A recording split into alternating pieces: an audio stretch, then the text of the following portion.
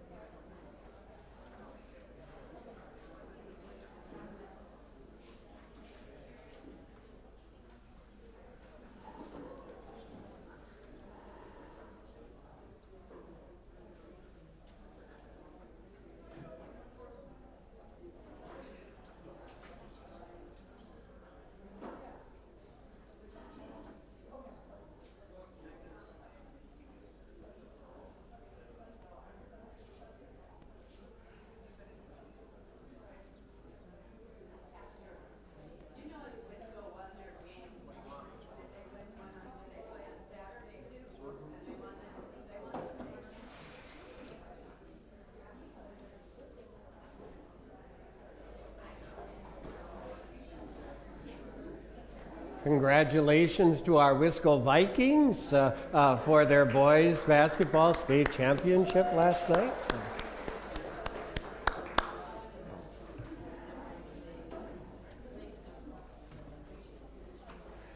Should we begin with a prayer?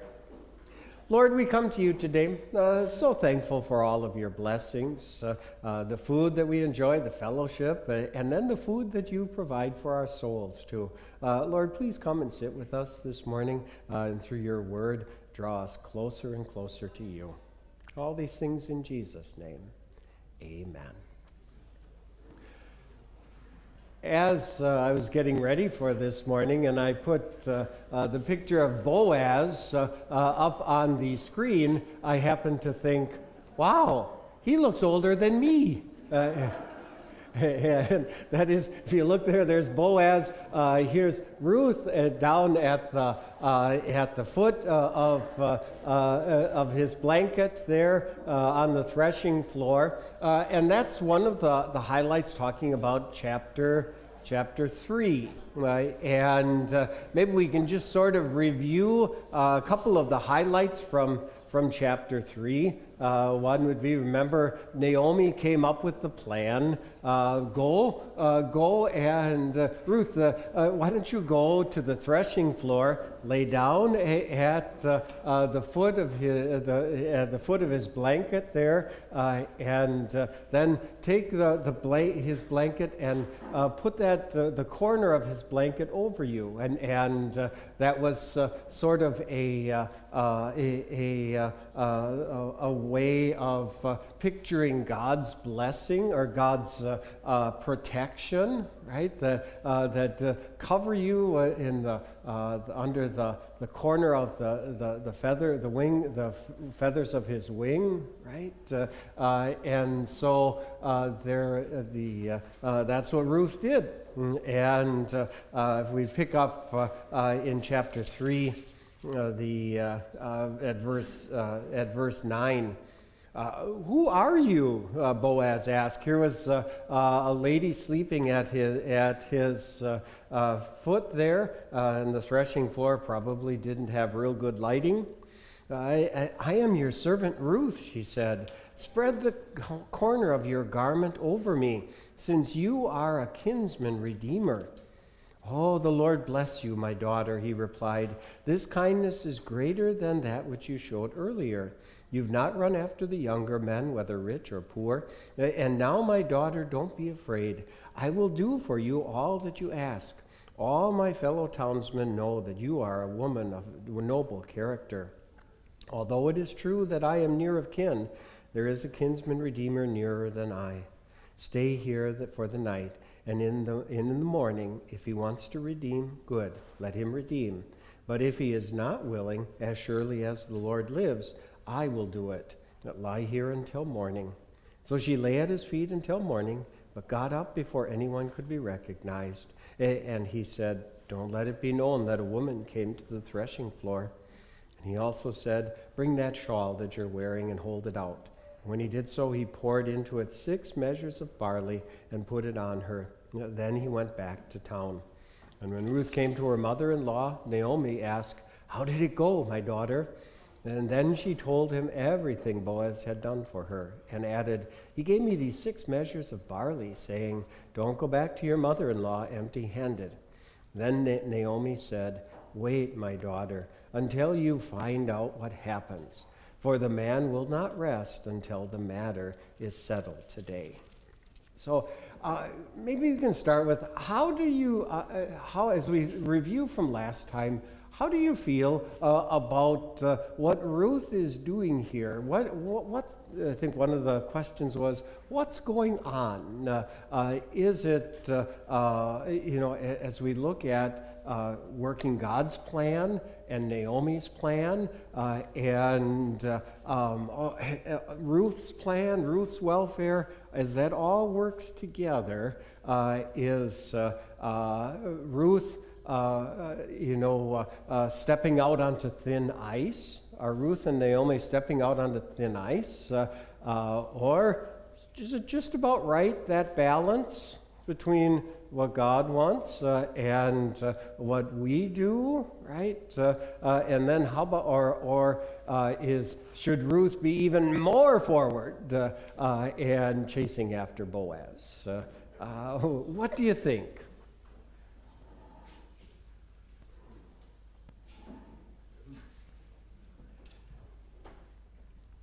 So too much pressure, not enough pressure, just right.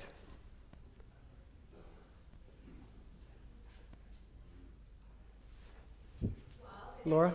Putting it out there, but it seems a little risky because, he does say, nobody should know that she was here, so that's a little risky, but yet they're not pushing too hard. It's just like, let him speak, see what happens. Oh, okay. So a little bit of risk, right? But it seems to be, well, let's put this in God's hands, but it's a little risky, right? Anything else? Dave?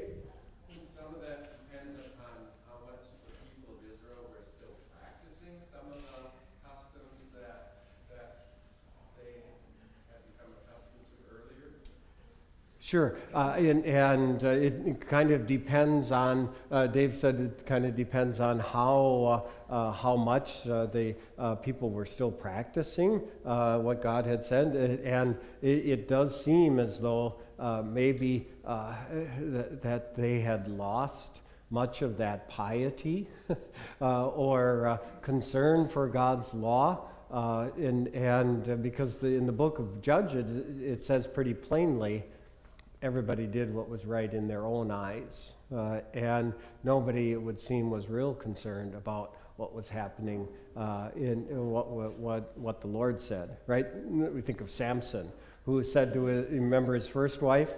He chose her from among the Philistines and said, "Here's the one I want. Mom and Dad, you go get her for me."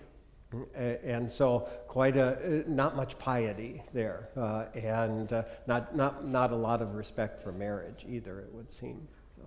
So yes, but it's clear Boaz and Ruth still also, while it might not have made too much difference to the other farmhands who were there at the threshing floor, it does seem to have made a difference to Boaz and Ruth. Are both, Boaz especially, we think of, are very concerned about how the optics of everything. Boaz was certainly flirting with Ruth in regards to his taking care of her, making sure that she had plenty of extra grain and along those things, but he never really went much further than that. This was Ruth's opportunity to say, well, make up your mind. Are you the one or aren't you the one? Okay. And I think we would say, have to ask, with Boaz, is he flirting with Ruth, or is he seeing someone who needed help and helping her? Because the reason I'd say it probably lean a little bit more that way. He was surprised to see someone. He was surprised to see Ruth there at the threshing floor. That's the only reason I would say that. Ruth never really meant or really left an impression with Boaz that, yeah, I'm also interested in you. Yeah. And as a result, he was surprised when he woke up at night and said, "Whoa, who's here?"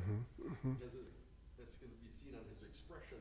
Sure, and yeah, I'm not sure that this part is it. The artist rendition is in the, but yes, it would seem as though there are some sparks, right? Because it doesn't take Boaz very long to say. I mean, Boaz doesn't say, I'll have to think about this. Let's see. Nor with Ruth too. So there must have been, some attraction there between the two. Doesn't it seem as though they seem to have a real good balance between what saying, I'm going to leave everything to God, okay, and I'm going to sit here. That's one end of the spectrum, and on the other end is, here's what I want, and I'm going to go get it. There seems to be that a good balance for both Ruth and Boaz of that working as though it all depends on you, pray, and give credit as though it all depends on God. That's kind of important for us. Ralph? I'm not sure why we're talking about Ruth and Boaz, because isn't this the same thing that we all do in real life now? I mean, if we have an attraction towards another person, okay, but you never say anything about that, and that other person's attracted to you, but she never says anything to the male, why? God's in control regardless of what you do, and if you don't say, gee, would you like to go out on a date with me? If God doesn't want it to happen, he'll prevent it in some way. Either to have a lousy date or she'll say no. But your dates were always great, right? Yes. Yeah, a great date. Yes, and see what the Lord did. Yes. Yes. And so it all ultimately ends up in God's hands too, right? So how the two, I guess we bring it up just because it's how God works in our lives, that we don't just sit back and say, here, God, you rescue me from this problem, or Lord, you do this for me. We get out there and we do the Lord gave us brains, and here's what I want to try to do. At the same time, there's that recognition. So I asked my wife for a date, and she agreed. And then through the years, the relationship grew. But yet we still say, she's my great blessing from the Lord, and that it's not so much just me. I did a pretty good job there of winning her affection. And so, but you're right, Ralph, that it wouldn't have happened if you hadn't stepped out there, right? So, okay. Let's see.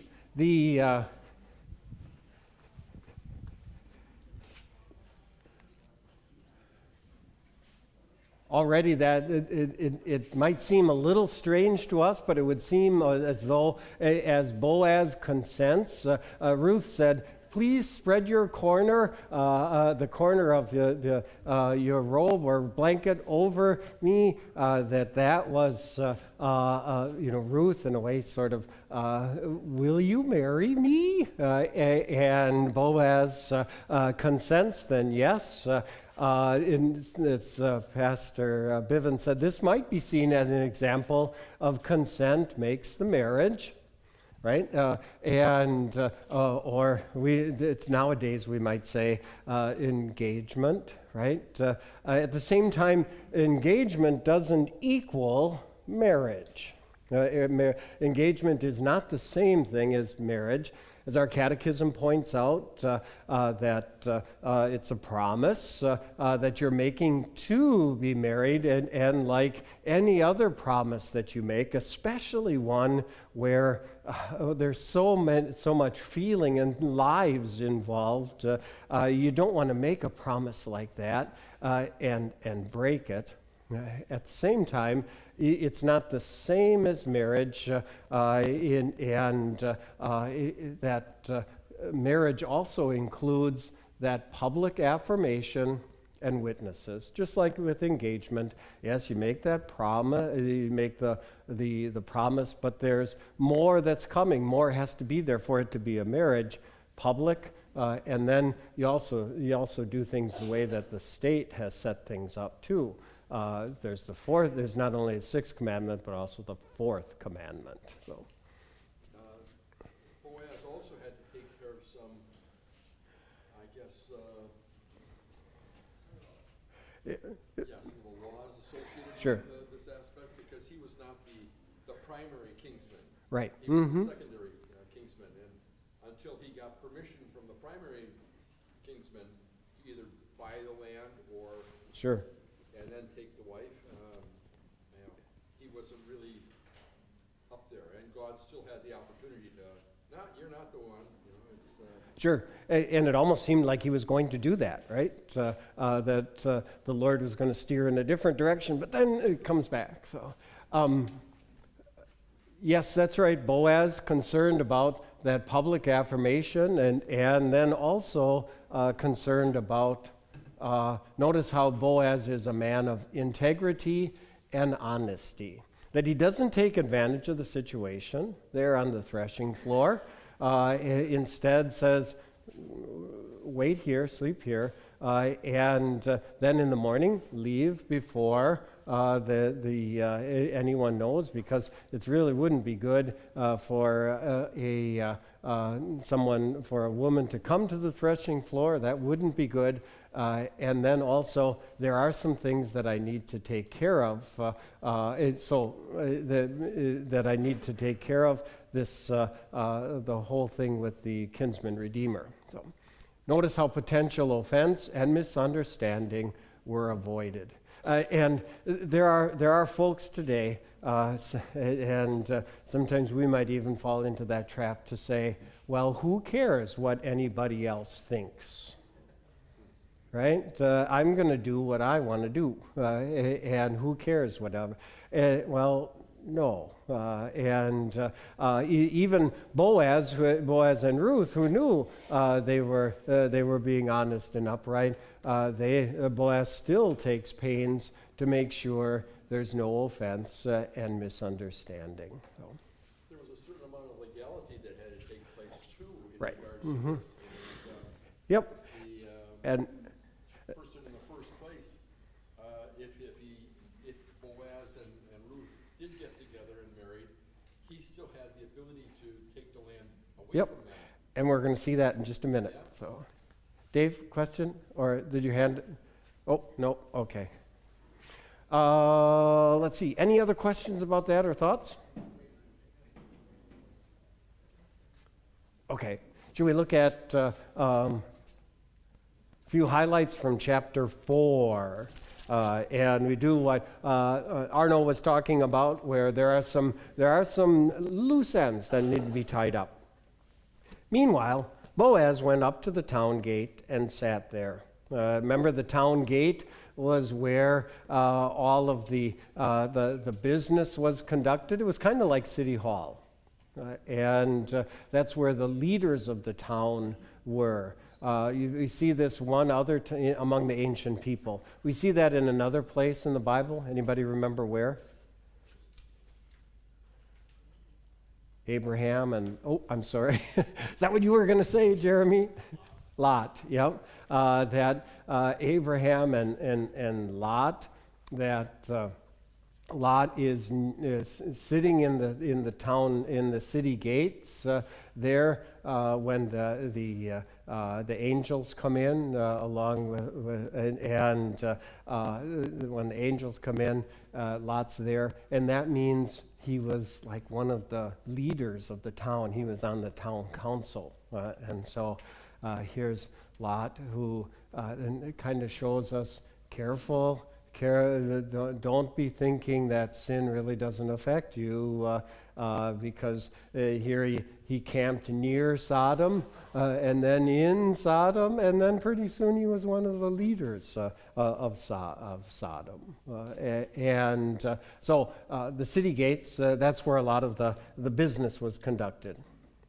When the kinsman redeemer he had mentioned came along, Boaz said, "Come over here, my friend, and sit down." So he went over and sat down.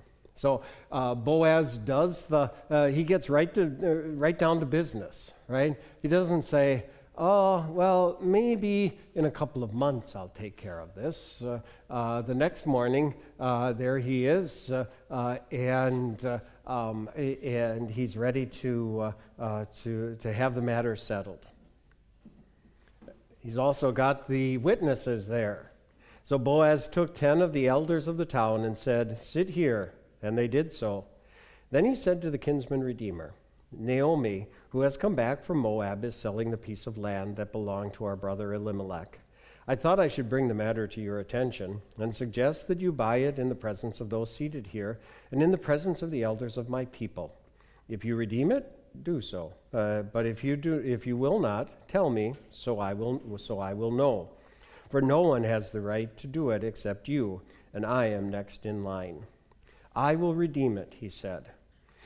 So your heart kind of sinks there a little bit, right? Oh no, Ruth's going to end up with this other guy, and unless the translation is the same, should be translated the same as the EHV translates it. And there's two different ways of translating this. One would be that with the as the kinsman redeemer would be getting redeeming not only the property, but also would be marrying Ruth. Okay. The other way of translating, and that's the way the EHV does it, they would say that yes, kinsman redeemer, you can redeem the land, but you should know, I'm marrying Ruth. So there are two different ways of translating. Either one, it's a little difficult to tell. I would say the way that the EHV takes it seems to make more sense in the situation. If you just, I'll just read to you that verse. Then Boaz said, so the man said, "Yes, I will redeem it." Then Boaz said, "On the day that you acquire the field from the hand of Naomi, I will acquire from Ruth the Moabite, the wife of the deceased, the means to perpetuate the name of the deceased on his inheritance. And so I'm going to marry Ruth." And either way, that would have been once the subject of Ruth comes up. No matter which way you translate it, it becomes a problem for the kinsman redeemer who was nearest, and he says, I might endanger my own estate if Boaz, you and Ruth have a son, that the property goes back to him, right? Or if there's a son born to Ruth, that might mess up my estate plan too, and I'm married to Ruth. So either way, the man, when the subject of Ruth comes up, the man backs away and says, "Nope, I can't do it." So, some thoughts or comments about that?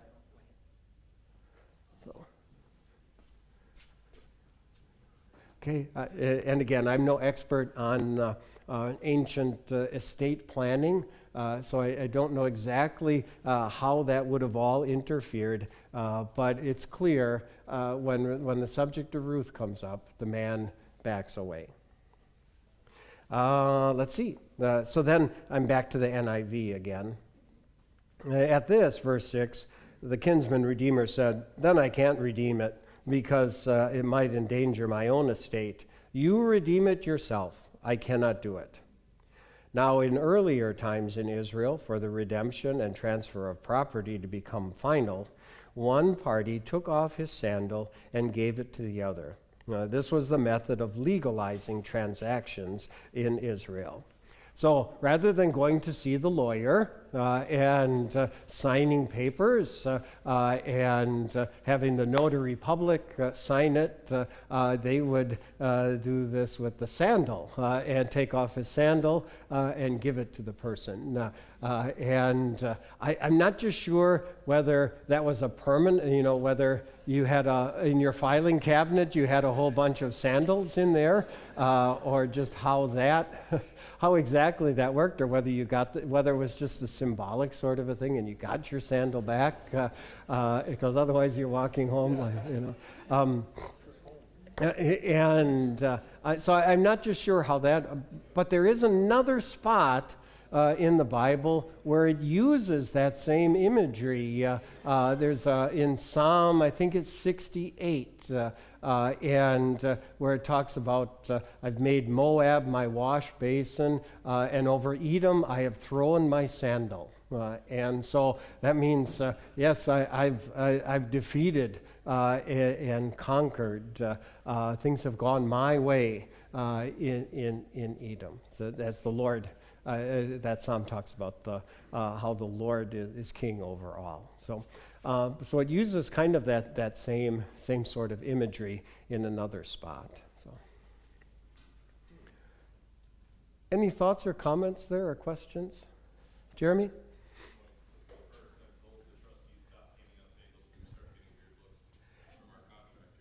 Yeah, that's right. From all the trustees, then, with all the contractors in the congregation, that the congregation does business with, rather than a certificate of insurance, we get a collection of sandals there. So.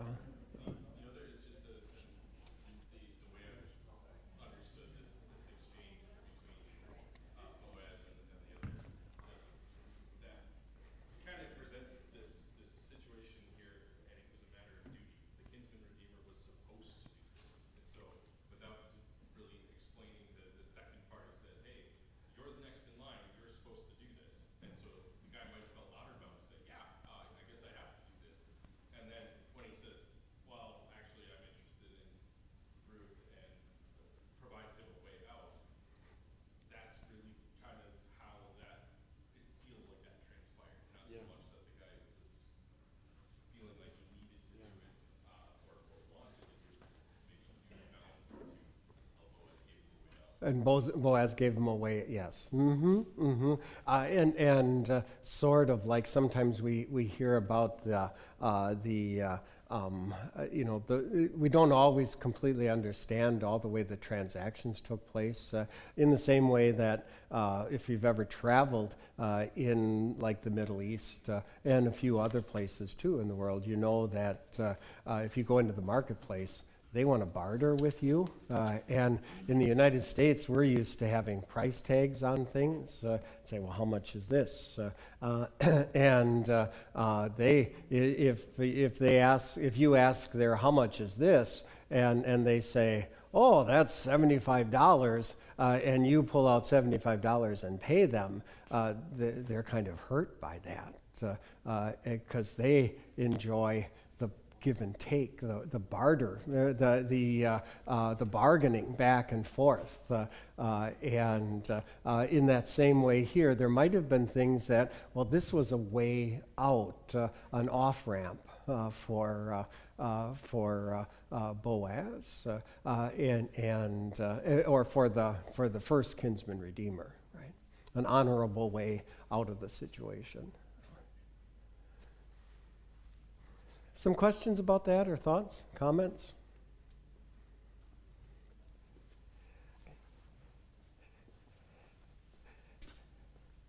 And let's see. So the kinsman redeemer said, "Buy it yourself," and he removed his sandal. Then Boaz announced to the elders and all the people, Today you are witnesses that I have bought from Naomi all the property of Elimelech, Kilion, and Mahlon. I have also acquired, by the way, that wasn't, it's a little bit unclear, the terms of the sale, because it doesn't really say how close they were to the, as in all of the, any of the sales that went on, there was that, the 50-year of Jubilee. And so you would have needed to calculate and pull out your calculator and say, well, how far is it to the year of Jubilee? And then you would probably adjust how much you would pay for it. And what he was paying, what Boaz was paying was actually probably then, he was with marrying Ruth, he was also then taking, Naomi into his household too, to take care of her. And so what he was paying was actually going to kind of maybe come back around also. And so the exact terms of the whole thing, it's not exactly clear, the terms of the whole sale. So, any thoughts or comments?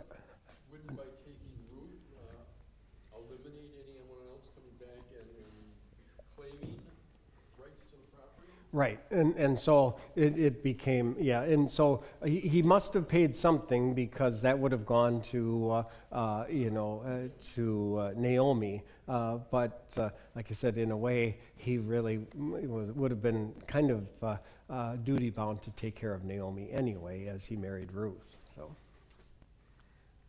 okay, any other thoughts or comments there?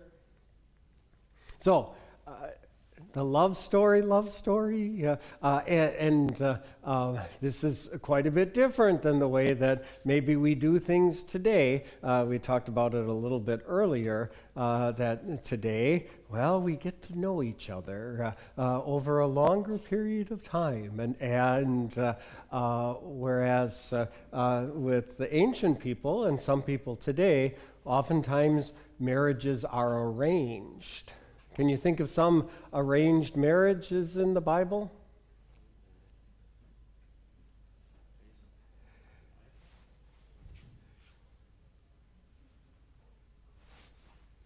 Abraham arranged for Yes. his servant to go up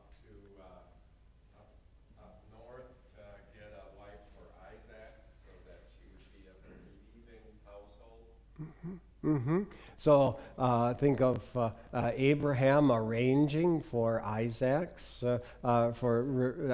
wife Rebecca to come back from, and she was from a long way away. She was from back in Ur of the Chaldees, or Haran, where Abraham and his family were from.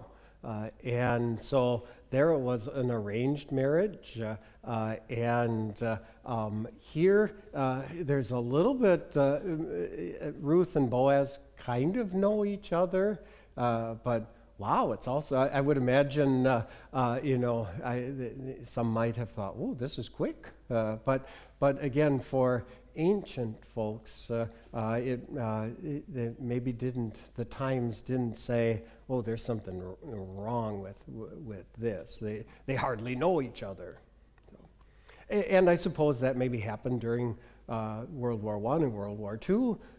You hear about folks that have been married, for a long, long time, and they tell the story of how they met, where they were just, he was leaving in a week, and they got engaged and married before he left, and mom and dad thought, oh, and the Lord worked it all out. Right? John, did you have something?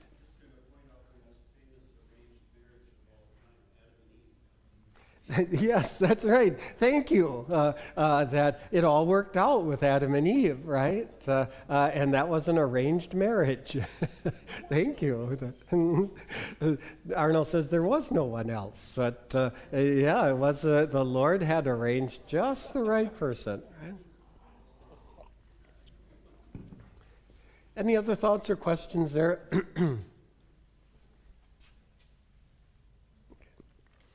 Should we look a little farther? Then verse 11, as he says, "Today you are my witnesses."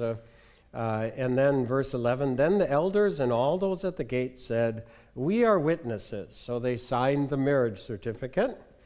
And may the Lord make the woman who is coming into your home like Rachel and Leah, who together built up the house of Israel." And I think they, maybe even still, I'm trying to think of that expression, Rachel and Leah, may they be like Rachel and Leah. That might still be used at Jewish weddings today, because I think of Fiddler on the Roof. I think it's used in there. May you be like Rachel and Leah,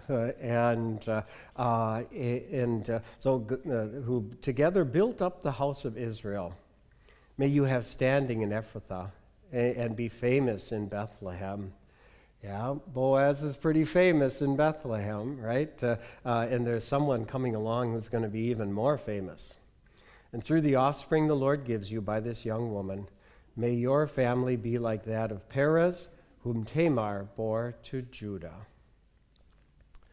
Let's see. So the Lord ties, God's word is now kind of pointing toward this is more than just a nice story, right? That's more than just a heartwarming story, because here comes Jesus, right? Here comes Jesus into the picture. And if we roll back a little bit, before Jesus, the ancestors of Jesus, we see King David there, the second most famous person who was born in Bethlehem, King David. Right?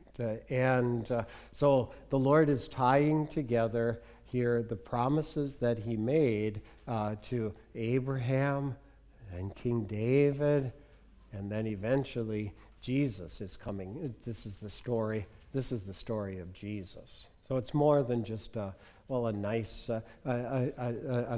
love story. So Boaz took Ruth, and she became his wife.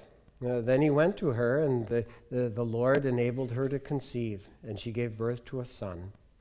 The women said to Naomi, "Praise be to the Lord, who this day has not left you without a kinsman redeemer. May he become famous throughout Israel. He will renew your life and sustain you in your old age.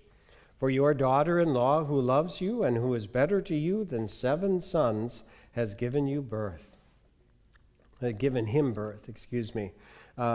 Naomi took the child and laid him in her lap and cared for him. So Grandma got to do some babysitting then too. So then Naomi took the child, laid him in her lap, and cared for him. The women living there said, "Naomi has a son," and they named him Obed, who was the father of Jesse, the father of David. It's interesting. Anything strike you there? Who's the antecedent to they?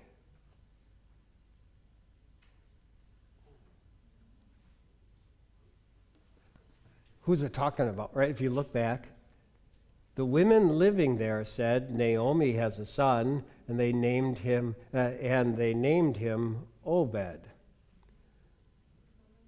Sounds a little bit like the women did the naming, right? Obed would be a really good name. I wonder how well that would fly today, as at the hospital when the visitors or the neighbors, we should name him this, but again, the Lord is there working everything out, and if we look at, let's see. Then it goes on a little bit farther. Then is the family line of Perez. Perez was the father of Hezron. Hezron, the father of Ram. Ram, the father of Amminadab. Amminadab, the father of Nahshon. Nahshon, the father of Salmon. Salmon, the father of Boaz. Boaz, the father of Obed. Obed, the father of Jesse. And Jesse, the father of David. Tell me about Perez again. Dave? He's the son of Judah, when Judah was one who was bearing the promise. And he was married Tamar, and they had. Right. You remember that we won't repeat it this morning, but there was kind of a nasty story that went along with Tamar, right? If you look at that, you'd say, ooh, I can't believe that's in there. There's sort of a nasty story that went along with that.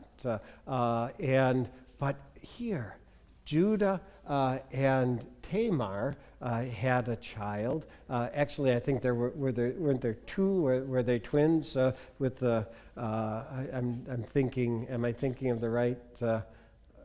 Maybe I'm thinking of the one where they tied the string on the. No, that's a different. I'm thinking. Didn't they?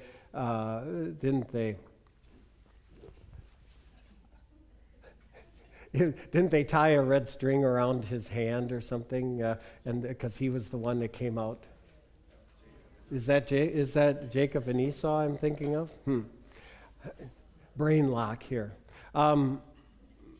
But with Tamar and Judah, it shows again from that nasty story that here that the Lord works His wonders through sinful people, and that that Tamar is listed in the genealogy of Jesus. That shows again God's grace that He works through sinful people, and Judah doesn't come off so well in that whole story either. But God worked through sinful people. There's also, if you look, there's I think about a 400-year period between what we see here, the Perez and David. And so most likely there are some omissions that are there, and why exactly the omissions most think that came after, I think it's Salmon. I think between Nahshon and Salmon. And it's kind of a difficult thing for our Western minds. We tend to, have more of an accounting kind of a mind. This, then this, then this. The Jewish mind or the Hebrew mind, oftentimes as they record things, they're not so much interested in that. They're more interested in number. Here's 10. That looks nice on the page. And so they're saying, ooh, there's symbolism of 10. So we're going to take the 10 leaders from that, from those generations. And it really doesn't matter because we've got that number 10. It doesn't really matter if we've skipped some in between there. Because we've listed the 10 most important ones. So that might bother our Western minds, but it didn't bother the Eastern minds or the Hebrew minds at all, because they're more looking for, again, that symbolism of the 10 or the 3 or things like that. So. Jeremy, and then Dave.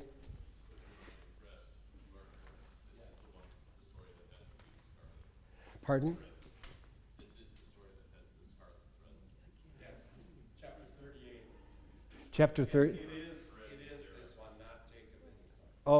Okay. Perez, yeah, had the one. There were twins, and Perez must have stuck his hand out first. The other one stuck his hand out first. No, I said Zerah was the other twin. Okay. And Perez stuck his hand out first, is that right?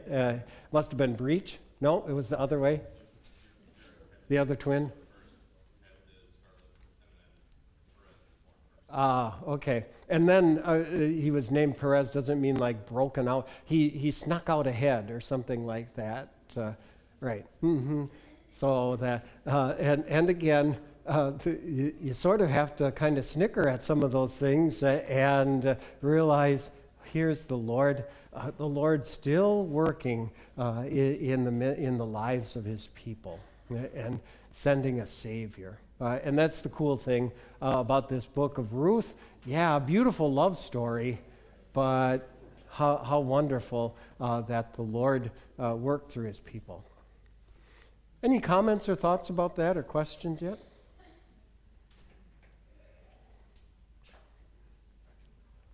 All right. It's interesting to think about what might have happened if the first Kingsman actually decided to take Ruth on. How that might have impacted his life as a result of